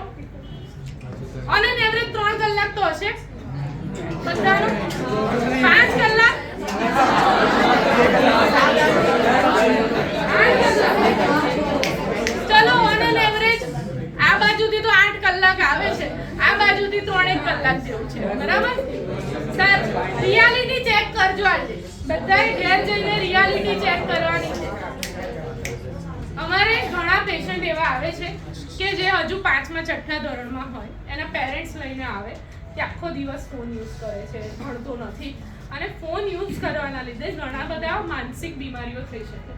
એવું નથી કે ખાલી ફોનમાં, એના લીધે ઓટિઝમ નામની તકલીફ થઈ શકે, ચંચળતાની બીમારી થઈ શકે. બરાબર છે?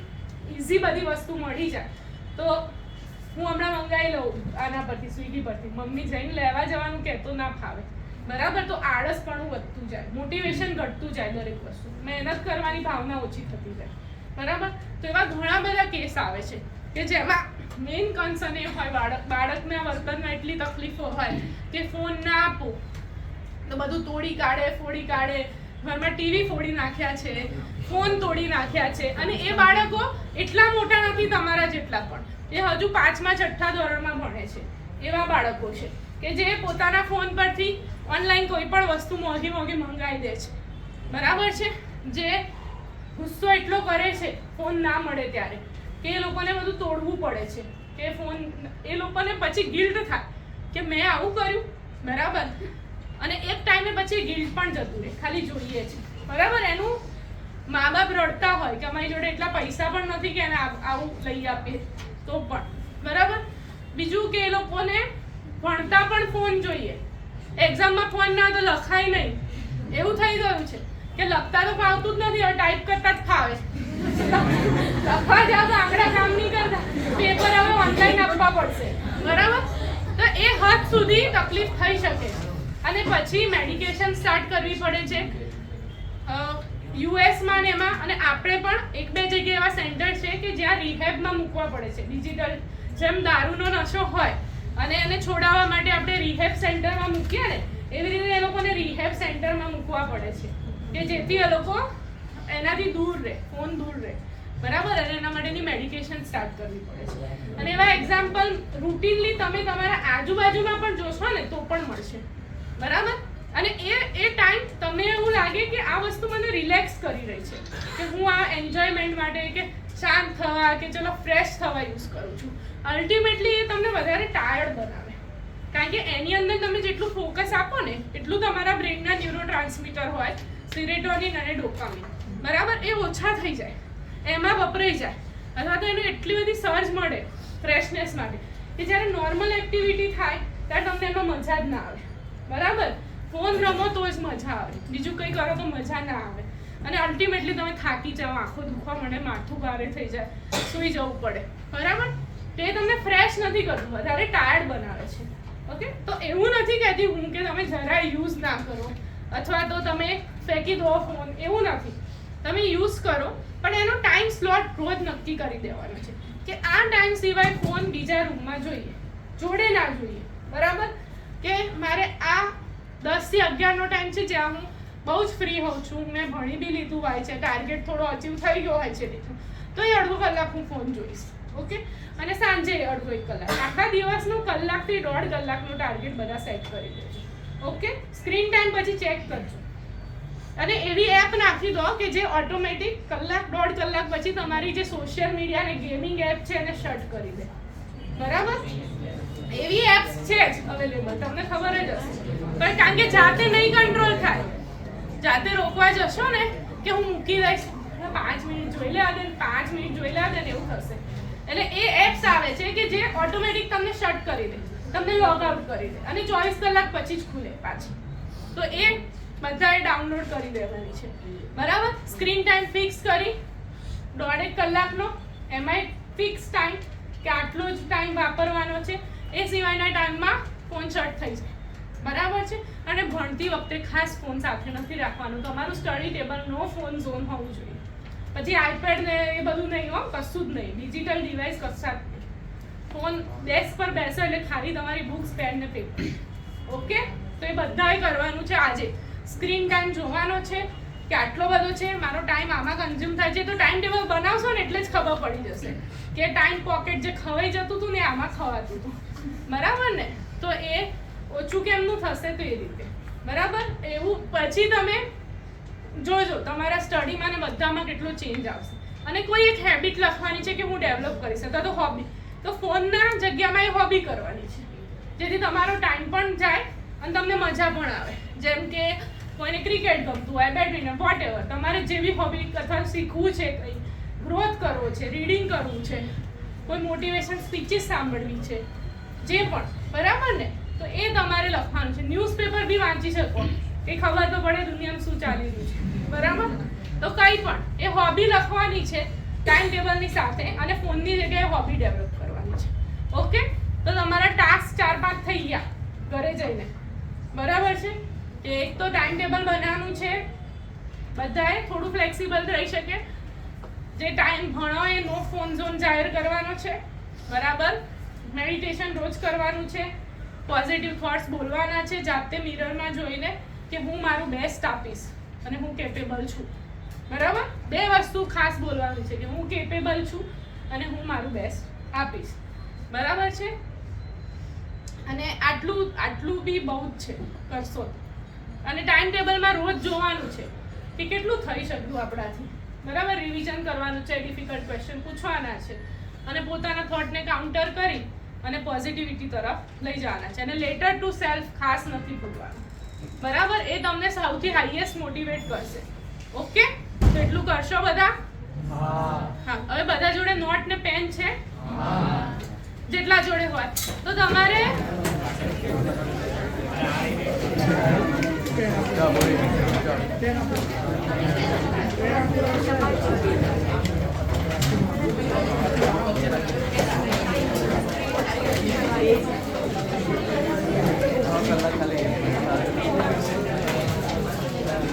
બધાએ આની અંદર તમારે જે તમારા પેરેન્ટ્સ ટીચરને કહેવું હોય કે તમને શું ડિફિકલ્ટી પડે છે એક્ઝામમાં, અથવા તો તમારા કોઈ ક્વેશ્ચન હોય અથવા પર્સનલી શું ડિફિકલ્ટી પડે છે એ લખવાનું છે. હા, 2-3 સિમ્પલ સેન્ટેન્સ લખી શકો, બહુ એટલો નિબંધ નથી લખવાનો, બસ શું ડિફિકલ્ટી પડે છે, બરાબર? તમારે કંઈ તમારા પેરેન્ટ્સ કે ટીચરને કહેવું હોય કે આ ડિફિકલ્ટી મને વધારે પડે છે, અથવા તો તમારે પર્સનલી કોઈ ડિફિકલ્ટી પડતી હોય, અથવા તો એક્ઝામ રિલેટેડ કે સ્ટ્રેસ રિલેટેડ કોઈ ક્વેશ્ચન હોય, તો એ આપણે લખવાનું છે, બરાબર?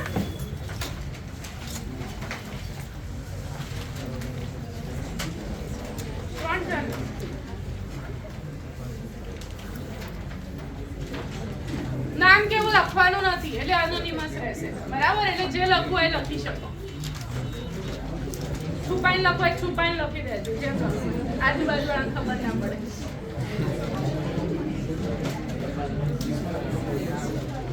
તમને જે લેંગ્વેજ ફાવે, ઇંગ્લિશ, ગુજરાતી, હિન્દી, કોઈ બીજી આવડતી હોય તો એ જે ફાવે છે.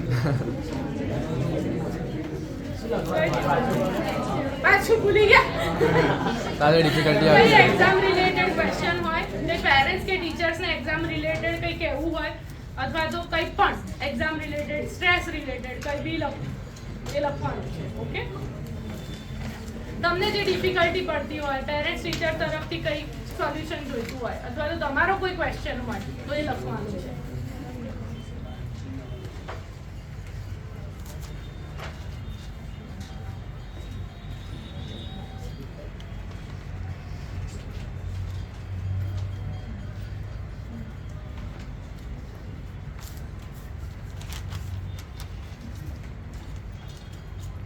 લખાઈ જાય ને એટલે પેજ ફાડીને બધા મારી જોડે મોકલાઈ દે. હું અહીંયા નહીં વાંચું, ચિંતા ના કરશો.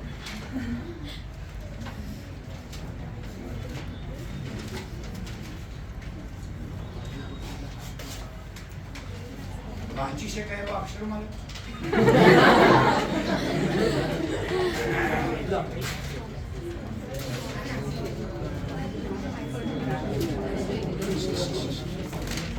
કેટલું બહુ નથી, નિબંધ નથી લખવાના, નાનું શોર્ટ.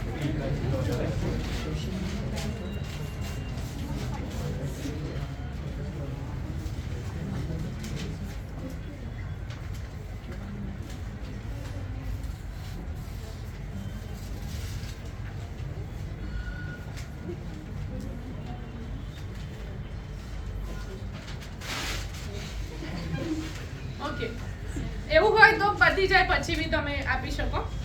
હવે એક ઇમ્પોર્ટન્ટ ઇન્ફોર્મેશન મારે તમને આપવાની છે કે આજે મેં તમને વાત કરી એ સિવાય પણ તમને એક્ઝામ ટાઈમિંગ અથવા તો એમને પણ ઇન જનરલ સ્ટ્રેસ અનુભવતા હો, કઈ પ્રકારની તકલીફ હોય જે મેન્ટલ હેલ્થ રિલેટેડ હોય તમારા અને એક્ઝામ રિલેટેડ હોય કે ફોકસ નથી રહેતું, વંચાતું નથી, કેમનું કરવાનું, તો એક હેલ્પલાઇન ચાલે છે આપણે ફ્રીમાં, બરાબર. ટોલ ફ્રી નંબર હું એમનો જણાવું છું. એ 24/7 અવર્સ ચાલુ હોય છે, એટલે 24 કલાક તમે ગમે ત્યારે નંબર ડાયલ કરશો, એની અંદર કાઉન્સેલર્સ અવેલેબલ હોય છે જે તમને ફોન ઉપાડી અને આન્સર કરશે તમારી ક્વેરીઝનો. એમાં તમે પર્સનલી ફોન કરી શકો, તમારા પેરેન્ટ્સ ફોન કરી શકે કે કોઈ પણ ફોન કરી શકે. તેનો નંબર તમે નોટ કરી લો કે જેથી જ્યારે કોઈ પણ તકલીફ લાગે એ રિલેટેડ તો તમે એના પર કોલ કરી શકો. એનો નંબર છે 14416. ઓકે, 14416. આ તમારા પેરેન્ટ્સની જો સ્ટ્રેસ અનુભવતા હોય તમને લઈને તો એમના જોડે બી કરાવી શકો, બરાબર. તો આ હેલ્પલાઇન એકદમ ફ્રી છે.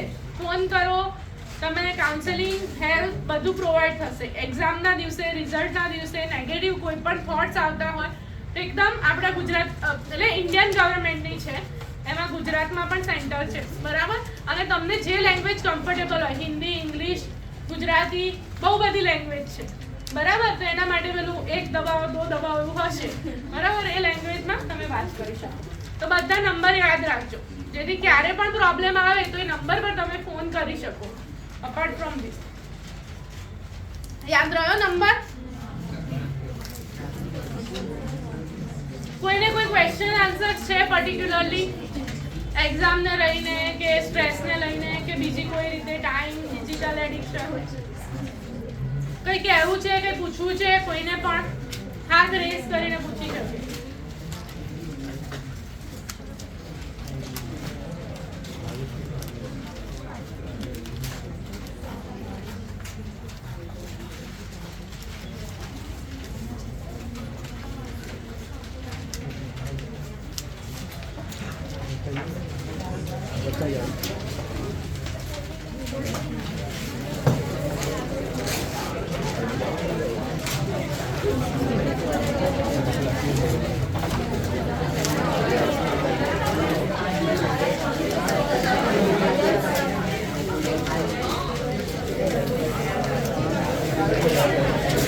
આવાજ નહીં,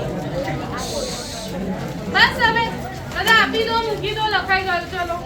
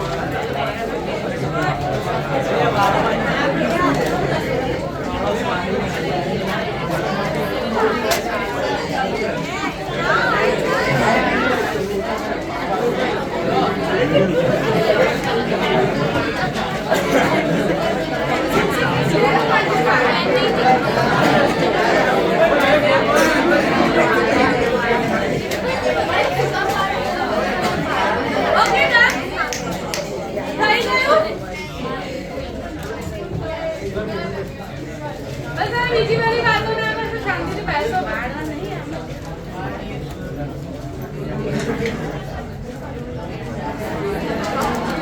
પતી ગયું છે? મારી જોડે સૌથી ઉપર આવ્યું, નો ડિફિકલ્ટીઝ ઇન લાઈફ. ચલો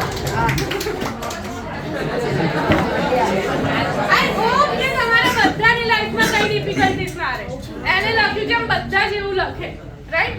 તો એના માટે જે 1.5 આપણે 1 અવર જે મહેનત કરી છે એ યાદ ખાલી રાખશો 5% પણ તો કદાચ 1-2% તમારો પ્રોબ્લેમ સોલ્વ થશે. કોઈને કંઈ સ્પેસિફિક પૂછવું છે શરમાયા વગર, ચિંતા ના કરો કેવું લાગશે મને ઉડાવશે એવું નહીં.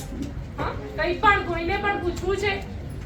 Time management, yes time management નહીં, બટ બધા સબ્જેક્ટ સારા હોય અને કોઈ એક જ સબ્જેક્ટ ખરાબ હોય પણ પેરેન્ટ્સ એ ખાલી એક ખરાબ સબ્જેક્ટને જોઈને 70+ માર્ક્સ આવે છે એ નથી.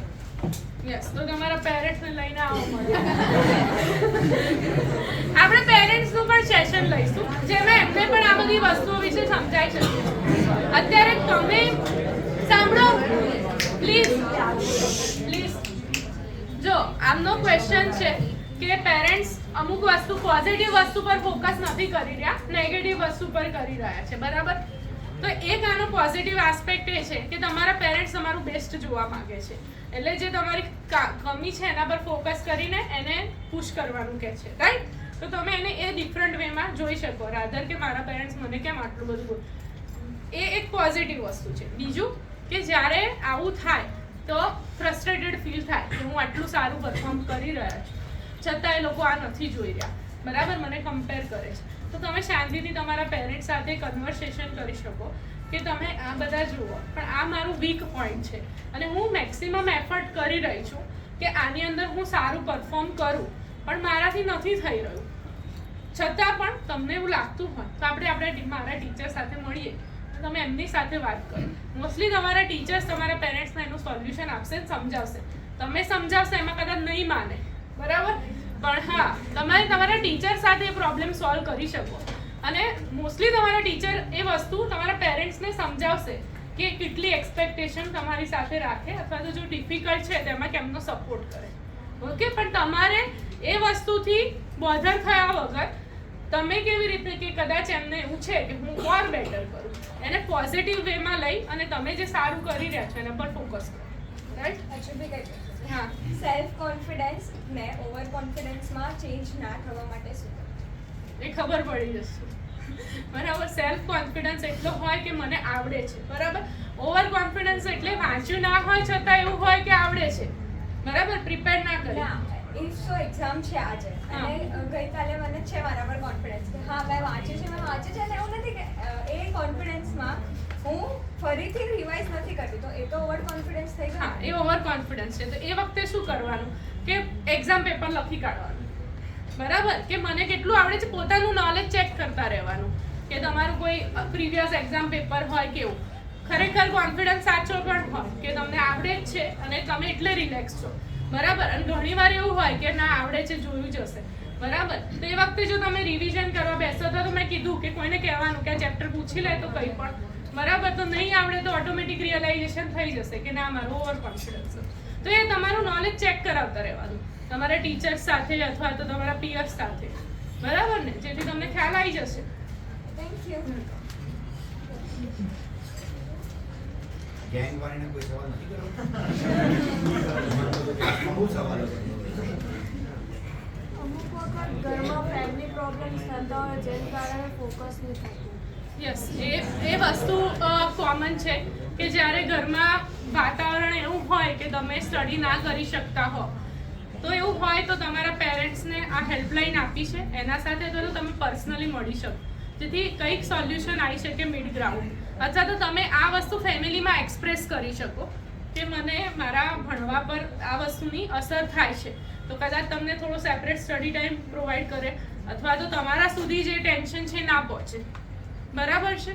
તો તમે એક વસ્તુ એવું કરી શકો કે ડિટેચ થઈ શકો થોડા ટાઈમ માટે કે આ પ્રોબ્લેમ્સ છે, કોઈ બી પ્રોબ્લેમ હોય તો આમાં હું એક્ટિવલી શું કરીશ, મારા હાથમાં છે આનું સોલ્યુશન, બરાબર? કે મારા કંઈ કરવાથી આ પ્રોબ્લેમનું સોલ્યુશન આવશે, કે ઘરમાં કોઈ ફાઇનાન્શિયલ સ્ટ્રગલ છે, ચલો પૈસાથી અને તમને ટેન્શન થાય છે, તો તમારે વિચારવાનું કે હું મારા વિચારવાથી કે મારા કરવાથી આ પ્રોબ્લેમનું સોલ્યુશન આવી શકે છે. ઇફ યસ તો એની ડાયરેક્શનમાં થોડું એફર્ટ આપો, ઇફ નો તો તમે વિચારવાથી તો સોલ્યુશન આવવાનું નથી. તો તમે અત્યારે બેસ્ટ શું કરી શકો કે હું ભણી શકું જેથી મારું રિઝલ્ટ સારું આવે, તો એ એક પ્રોબ્લેમ ના બને, રાઈટ? તો તમે અત્યારે મોસ્ટ પ્રેક્ટિકલ શું કરી શકો એ વિચારવાનું, બરાબર? સ્ટીલ એ વસ્તુ તમારા મેન્ટલ હેલ્થ પર ઇમ્પેક્ટ કરતી હોય કે એના લીધે તમને વધારે ટેન્શન રહે છે, બેચેની રહે છે, એના જ વિચાર આવે છે, આવું વિચારવા છતાં કંટ્રોલ નથી કરી શકી રહ્યા, તો તમે પર્સનલી સાયકેટ્રિસ્ટને મળી શકો. એ તમને તમારા પેરેન્ટ્સ સાથે કાઉન્સેલિંગ કરશે જેથી મોસ્ટ પ્રેક્ટિકલ સોલ્યુશન આવી શકે, રાઈટ? બધાને બધા ટાઈમ્સ આપવાના એન્ડ એન્ડ સ્ટડીઝ બી મેનેજ કરવાની અને પછી છેલ્લે આપણે સર્ચ કરવાનું કે ત્યાં મને ટાઈમ કેમ ના ઓકે બધાને એટલે બધાને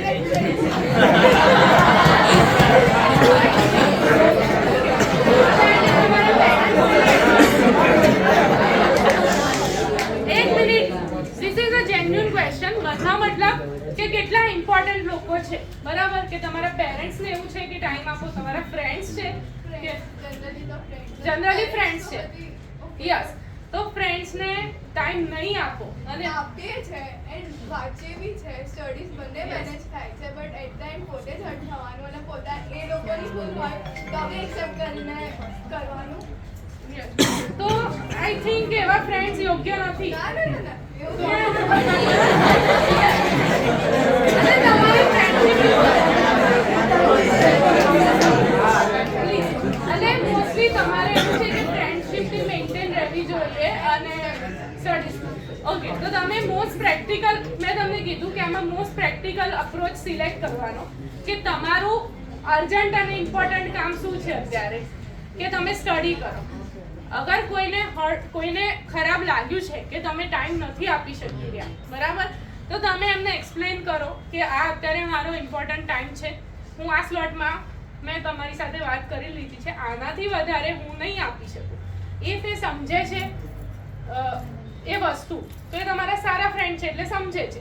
ઇફ નથી સમજતા કે અથવા તો અનરિઝનેબલ ડિમાન્ડ કરે છે, તો પછી એ ફ્રેન્ડશિપ તમારા માટે યોગ્ય નથી, બરાબર ને? તો એને મેન્ટેન કરવામાં કંઈ બેનિફિટ નહીં થઈ શકે. તો એ તમારે સોચવાનું છે કે આ વસ્તુ કરવાથી મને ફાયદો થઈ રહ્યો છે તો હું કરું, બરાબર ને? મોસ્ટ પ્રેક્ટિકલ વે સોચવાનું છે. એવું નથી કે બધા ફ્રેન્ડને છોડીને બધાને, પણ એમને એક્સપ્લેન કરવાનું છે ને એમનો પણ ટાઈમ જતો જ હશે એમાં સામે. તો પ્રેક્ટિકલ અપ્રોચ કે ભાઈ હું 10 મિનિટ વાત કરું, અત્યારે એક્ઝામ આવે તો આનાથી વધારે વાત નહીં કરી શકું, અથવા તો નહીં મળવા આવી શકું, નહીં મૂવી જોવા આવી શકું, બરાબર? ઇફ સમજી જાય તો ઓકે, ના સમજે તો એમાં તમારે ખોટું લગાડવાની જરૂર નથી, બરાબર ને? નહીં, એનો ક્વેશ્ચન મને ખરેખર ગમ્યો. કારણ કે એક સાચી વાત કહું, તમે જેટલું ફ્રેન્ડશિપમાં બગાડો છો એટલું કશામાંથી બગાડો. અને યુ થિંક લાઈક ધીસ કે this is the real friendship. તમે ને ટુ બી વેરી ફ્રેન્ક, તમે મિત્તલ દીદીને પણ પૂછશો કે મેડમને પૂછશો તો શી વિલ સે કે જે 5 મિત્રો મારા કોલેજના ટાઈમથી મારા સ્કૂલના ટાઈમથી આવતા હતા ને હજુ પણ 5 મિત્રો મારા ઘરે આવે. અને અમે બધા જ મારા કામમાં સખત વ્યસ્ત હોઈએ છીએ અને we usually do not meet. કદાચ વચ્ચે તો એવો સમય ગયો કે અમે લગભગ 4 વર્ષમાં 4 જ વાર મળ્યા હોઈશું બધા મિત્રો. જો એ ખરેખર સાચી ફ્રેન્ડશિપ હશે ને તો એને મળવાથી કે બીજા ત્રીજાથી કોઈ લેવા દેવા નથી. એ તારો હંમેશા પ્રોગ્રેસ જ ઈચ્છશે કે ના યાર મારો મિત્ર જીવનમાં આગળ જાય અને એ જીવનમાં સેટ થઈ ગયા, અને તારા તરફથી બી એવી જ ફિલિંગ એના માટે હશે. ભલે અત્યારે અમે એકબીજાને સમય નથી આપી શકતા મિત્રો તરીકે, પણ એબ્સોલ્યુટલી એ પણ જીવનમાં બહુ સરસ મજાનો સેટ થઈ જાય. અને એકવાર જીવનમાં સરસ મજાના સેટ થઈ જાઓ છો, પ્રોપર લાઈન પર તમારી ગાડી ચડી ગઈ છે, પછી ટુ બી વેરી ફ્રેન્ક તમને ક્યારેય કોઈ કશું જ નહીં કે. અત્યારે માન લો કે આપણા સેશન બી મેડમ ફ્રી છે, if she wants to meet her friends she can even go. આ 8 વાગ્યા પછી હું પણ આજે ફ્રી છું. If I want to meet my friend I can go obviously. પણ જે સમયે જે કરવાનું હતું એ સમયે અમે એ ટાઈમે ફોકસ કર્યું છે. જ્યારે આજની જનરેશનમાં એ મોટો પ્રોબ્લેમ એ છે કે જે સમયે જે વસ્તુ ફોકસ કરવાનું હોય ને, you do not focus that. તમને એવું થાય મારો મિત્ર આ કરે છે એટલે હું આ કરું. ના, તમે ઊંધું વિચારો કે આપણે આપણા મિત્રને સારા ટ્રેક પર કેમ નથી લઈ શકતા. એવું બને કે તમારા મિત્રને બહાર ફરવાની બહુ ટેવ હોય, કે મળવાની બહુ ટેવ હોય, કે છૂટીને નીચે બેસી રહેવાની ટેવ હોય, તો તમે પણ એની જોડે બેસી રહેશો. પણ પ્રોબ્લેમ ઇઝ ધીસ કે તમે કોઈ વખત એવું ઇનિશિયેટિવ લીધું કે ના યાર હવે નીચે અડધો કલાક આપણે ખાલી નથી બેસી રહેવું, આપણે ખાલી કશે આંટા મારવા નથી જવું, કે આપણે ખાલી ફોન પર કે મેસેજ પર કે ઇવન ગેમમાં નથી બેસવું, આપણે ભણવાનું કામ કરીએ. બેટા એવું તો સમજતા જ નહીં, તમારામાં મેચ્યોરિટી નથી. You have got that maturity, પણ maturity is always eaten by your the word is called લાલચ. એ તમારી લાલચ છે ને કે મિત્રો જોડે વધારે ઉભો રહીએ, વધારે સપાટા માર લઈએ, ગેમ વધારે રમી લઈએ. તમને સિરિયસલી જો કોઈ વસ્તુએ મેક્સિમમ નુકસાન કર્યું હોય ને તો that is your friendship. To be very frank, કદાચ મારી જોડે એગ્રી થાવ ના થાવ, પણ મેં હંમેશા જોયું છે, આટલા વર્ષના મારા અનુભવમાં જોયું છે કે તમે હંમેશા તમારી ફ્રેન્ડશિપ શેના માટે? Friendship is not that purpose. Friendship is that purpose કે આપણે બંને જ ભેગા મળીને આગળ જઈએ. જ્યારે આ તો એવું થઈ ગયું કે બેમાંથી કાં તો એક જ આગળ જતો રહે અને એક પાછળ છૂટી જાય, અને કાં તો બંને પાછળ છૂટી જાય. રાઈટ? કદાચ અમારા જમાના સુધી એવું હતું કે બંને આગળ જતા હતા, પછી એક ટાઈમ એવો આવ્યો કે જેમાં એક આગળ નીકળી ગયો, બીજો પાછળ રહી ગયો. અને હવે ખરેખર એ જમાનો આવ્યો છે કે બંને પાછળ રહેવા લાગ્યા છે.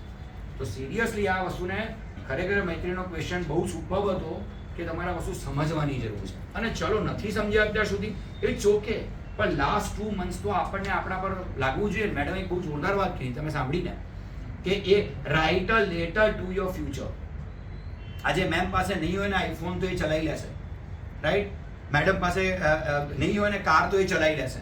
અમારી જનરેશન બહુ બધી વસ્તુઓ વગર ચલાવી શકે છે. તમે કોઈ વસ્તુ વગર ચલાવી શકશો? તમે મારો આઈફોન જોઈને એવું વિચારતો સરે પ્રો મેક્સ કેમ નથી લીધો? તમે મારી ગાડી જોઈ સર જોડે તો આ ગાડી હોવી જોઈએ, રાઈટ? સર જોડે કોઈ સારી વસ્તુ હશે કે બીજા ત્રીજા જો કોઈ સારી વસ્તુ હશે તો you try to copy it કે મારી પાસે આ વસ્તુ હોવી જોઈએ. તો when you write a letter to your future ને તો ઇન્ક્લુડ ધોઝ થિંગ્સ. કેમ કોમ્પ્રોમાઇઝ કરવો છે? હું હંમેશા બધાને એવું કહું છું કે યાર થોડી મહેનતને કારણે તમારે વસ્તુઓને કોમ્પ્રોમાઇઝ કરવાનો વારો આવી જતો તો દેટ ઇઝ રાધર રોંગ. બરાબર? એટલે મારું એવું માનવું છે કે મેં મિત્તલ દીદીને ભણતા બહુ બધી વખત જોયા છે અને મિત્તલ જ્યારે ભણવા બેસે તો હું બધાને આજની તારીખમાં કહું મિત્તલ વાંચો બેસે તો બસ તમે એને વાંચોમાં ના હરાઈ શકો સાહેબ. બરાબર? અને હમણાં મેં એમને મજાક પૂછ્યું કે મિત્તલ કેટલો પગાર છે? જો હું મજાક નથી કરતો એટલે મિત્તલને આ વસ્તુ યાદ નહીં હોય પણ હું એને કહું કે મિત્તલ કેટલો પગાર થઈ ગયો તો 2 લાખ તો થઈ ગયો છે. તો એણે મને કહ્યું સાહેબ મજાક ના કરો, મારો પગાર 4 લાખ રૂપિયા. બરાબર? તો વોટ ઇટ શોઝ મેન કે આજે હું મારા સ્ટુડન્ટ કેટલું કમાય છે ને હું પોતે આંકવામાં ફેલ ગયો. વોટ ઇટ શોઝ એક લિમિટ આવી કે મારી વિચારવાની લિમિટ આવી કે મિત્તલ શેલ્બીમાં જોબ કરે છે, મિત્તલ દીદી શેલ્બીમાં જોબ કરે છે મેડમ, તો ભાઈ મને લાગ્યું કે ના આટલો હશે. પણ ના, હજુ ઇન્સેન્ટિવ તો દીદીએ મને કીધા નહીં હોય. ક્યારેક બેસીશું ને ચર્ચા કરશું તો કંઈક અલગ નીકળશે. તો સાચી વાત એક્ઝેક્ટલી આ છે કે મેં એમને મહેનત કરતા જોયા છે. મેં કૃષ્ણા દીદીને મહેનત કરતા જોયા છે, બીજા દેવલભાઈને મેં એમને મહેનત કરતા જોયા છે. અને બધા જ લોકો તમને એ વસ્તુમાં મિસગાઈડ કરે છે કે સાહેબ મહેનત કરવાથી ને એજ્યુકેશનથી કંઈ નથી. સાહેબ એજ્યુકેશનમાંથી જે મળે છે ને બીજી કોઈ લાઈનમાંથી જીવનમાં ક્યારેય નથી મળતું. આ બરાબર યાદ રાખજો. કદાચ હું ટીચર ના હોત ને તો પણ મેં આ શબ્દ કીધા હોત કે તમને જે એજ્યુકેશન આપી શકશે ને એ જીવનમાં બીજી કોઈ જ લાઈન નહીં આપી શકે. બિકોઝ પૈસા તો બધા કમાઈ લે છે બેટા, પસ્તીવાળો એ કમાઈ લે છે અને આગળ રજવાડી ચાવાળો મારથી પણ વધારે કમાય છે. પણ આપણે એને શું કીધું? ચાવાળો કીધું. અને તમે મને સર સિવાય વાત નથી કરતા. તો respect plus money plus your dreams and plus your family built-up, તો આ બધી જ વસ્તુઓ તમને કોણ આપી શકે છે? માત્ર ને માત્ર એજ્યુકેશન આપી શકે. સમજ્યા? તો આપણે એવી નાની નાના શોર્ટ ટર્મ એન્ટરટેનમેન્ટમાં શું કામ આપણે આપણી લાઈફ બગાડીએ? હું સમટાઈમ્સ બધાને એવું કહું તમે શોર્ટ ટર્મ એન્ટરટેનમેન્ટ માટે તમારી લાઈફ બગાડો. તમને એવું લાગ્યું મેં તમારું સેશન જોયું નહીં? મેં એ પણ જોયું કે કોઈનો અવાજ ત્યાંથી આવ્યો કે અમે 8 કલાક મોબાઈલ જોયો, કોઈ કે મેં 3 કલાક મોબાઈલ જોયો, કોઈ કે હું 4 કલાક મોબાઈલ જોયો. જેટલા પણ અહીંયા તમને એવું લાગે કે those are well establish people here, તમને એવું લાગે કે આ રૂમમાં આટલા વ્યક્તિ એસ્ટાબ્લિશ છે, જો અત્યારે જઈને અમારો સ્ક્રીન ટાઈમ જોઈ લો. અમારો સ્ક્રીન ટાઈમ અડધો કલાક પોણો કલાકથી નીચે હશે, રાઈટ? કદાચ હું અત્યારે બહાર બેઠો આ સેશનની જગ્યાએ મોબાઈલ મચડી શકતો હતો ને બેટા, અત્યારે આને ઘરે ગયા પછી મોબાઈલ મચડી શકું છું ને દીકરા. પણ what I do not prefer to do this.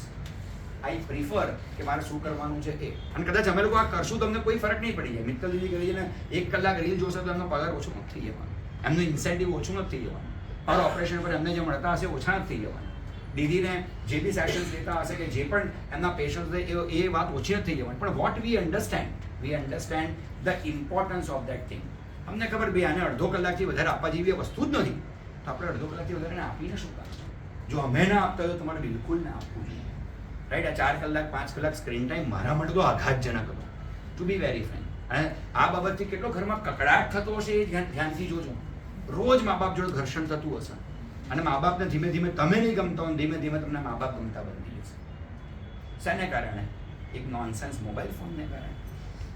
Imagine this. તો આ જોવા જેવી વસ્તુ, સમજ્યા? એટલે મેડમને લાવવાનો આપણો સોલ ઇન્ટેન્શન એટલો હતો કે she can make you realise well કે તમારા પેરેન્ટ્સ, જો કોઈ નવી વાત મેડમે નહીં કરી હોય, જે પેરેન્ટ્સ કહે છે, જે ટીચર્સ કહે છે, આજે એક સારામાં સારો ધુરંધર સાયક્રેટ્રિસ્ટ પાસે પણ તમે એની એ વાત સાંભળી, તો તમને છે ને વિશ્વાસ બેસે. તમારા શિક્ષક જે કહે છે, તમારા મા બાપ જે કહે છે ને એ વાતમાં તમને વિશ્વાસ બેસે કે જ્યારે કોઈ એ એરિયાનો ધુરંધર વ્યક્તિ આવીને તમને એવું કહે કે ભાઈ આમાં આવું છે ને આમાં આવું છે, પ્રોફેશનલ વ્યક્તિ આવીને તમને આવું કહે ને તો તમારા મગજમાં એ વાત જાય. તો આ સેમિનારનો સોલ ઇન્ટેન્શન મારો એટલો હતો કે જે તમે સાંભળેલું છે, જે તમને એડવાઇસ અત્યાર સુધી અપાયેલી છે, બધી પરફેક્ટ એડવાઇસ જ અપાયેલી છે, રાઈટ? એટલે અમે તો કાગળ પર બધું લખીને આપી દીધું, સિક્કો મારવાનું કામ આજે મેડમે કર્યું છે. આઈ હોપ કે તમને આ સેમિનાર ગમ્યો હશે અને હજુ પણ એ તમારા રિવ્યૂઝ અમને લીધા છે. એટલે એ ક્યારેક તો મને બોલાવશે ને અમે ડિસ્કસ કરશું આ બાબતમાં કે ભાઈ આ બાળકે આ પ્રોબ્લેમ જેણે મને લખીને આપ્યો છે, મારે એના માટે કાઉન્સેલિંગ કરવું છે કે મારે એમની જોડે વાત કરવી છે, તો it will happen again, no issue with. બરાબર છે. બાકી ચલો શાંતિથી બેઠા, સારી રીતે સેમિનાર અટેન્ડ કર્યો, ધેટ્સ ગ્રેટ. અને ફરી એકવાર આપણે ક્રિષ્ના મેમનો તો ધન્યવાદ કરશું, મિત્તલ દીદીનો પણ ધન્યવાદ કરશું.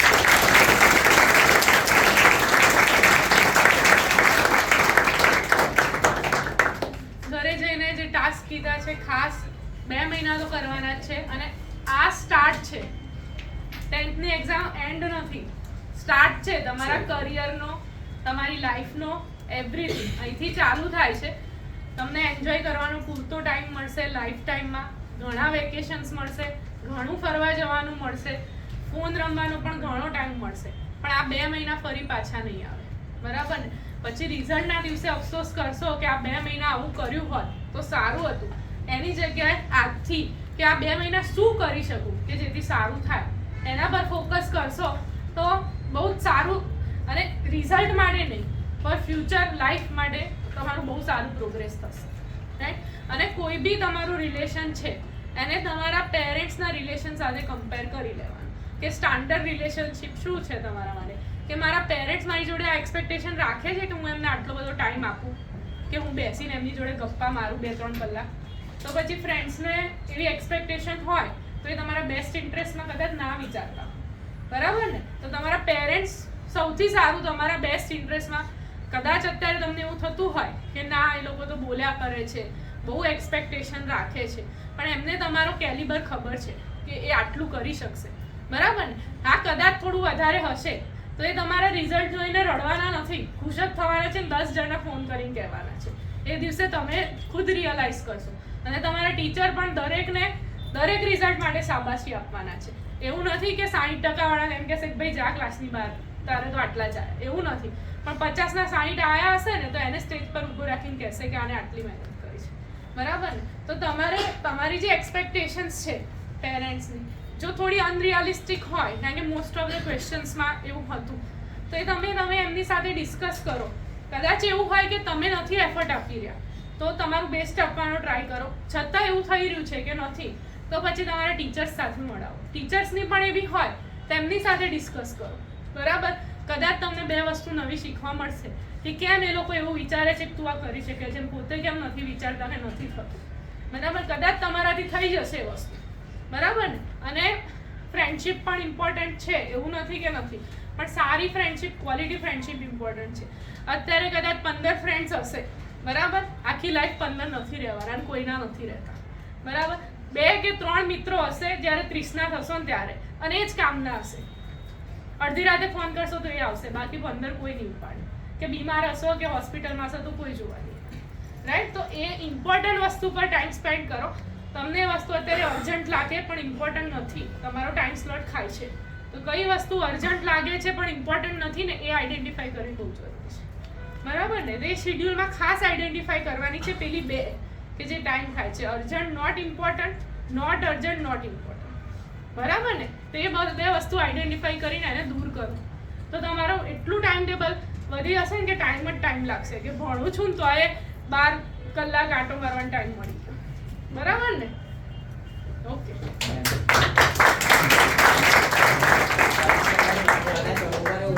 પેપર અઘરું આવી ગયું યસ, તો પછી એમાં આપણને જે ક્વેશ્ચન આવડતા હોય ને એમાં બી બ્લેન્ક આઉટ થવા માંડે. હા, એ મેં એના તને માટે શું કરવું? યસ, એ મેં જેમ આગલી ટિપ્સ આપી, તો તમારા થોટને પોઝિટિવ ચેન્જ કરવાના કે પેપર અઘરું આવ્યું છે તો ગભરામણ થઈ ગઈ કે બધું ભૂલી જવાય એવું થઈ ગયું છે, બરાબર? તો હું ફેલ થઈશ ના, વાંચ્યું તો છે જ મેં, બરાબર? મને અઘરું લાગ્યું છે તો કદાચ 99 જણને બી અઘરું લાગ્યું જ હશે. હું એકલો તો છું નહીં કે જેને અઘરું લાગ્યું હશે. તો હું આમાં મારું બેસ્ટ કેમનું આપું કે ભાઈ આવડે છે બહુ સારા લખું, નથી આવડતા એમાં ટ્રાય કરું, બરાબર? એ રીતે લખશો તો બેટર રીતે લખી શકશો. તમારા જેટલા નેગેટિવ છે ને એને અલગ વ્યૂથી જોવાની કોશિશ કરો થોટ્સને, કે આ નથી થઈ શકતું તો કેમ? ક્વેશ્ચન પોતાની જાતને પૂછવાનું કે મને એકલાને અઘરું લાગ્યું હશે કે બધાને? ના, બધાને લાગ્યું હશે, તો થોડી એન્ઝાઇટી ત્યાં જ ઓછી થઈ જશે કે ના, બધા માટે અઘરું હશે. તો હવે આમાં શું બેસ્ટ પોસિબલ થઈ શકે કે જે આવડે છે લખી કાઢું સરસ રીતે, તો મારું પરફોર્મન્સ બીજા કરતાં સારું આવે. અને વાંચ્યું તો હશે જ, બરાબર ને? કોર્સની બહાર એટલે કે એવું તો છે નહીં કે 10મામાં છો ને 12માનો ક્વેશ્ચન આવશે. કોર્સની બહાર એટલે એવું કે જે તમે નથી વાંચ્યું, બરાબર ને, એ કોર્સની બહાર કહેવાય. એટલે તમારા માટે મોસ્ટલી. પણ જે વાંચ્યું છે 80%, એમાં બેસ્ટ આપો તો પણ બહુ સારા માર્ક્સ આવી જશે. 20% પર ધ્યાન ના આપો. ઓકે,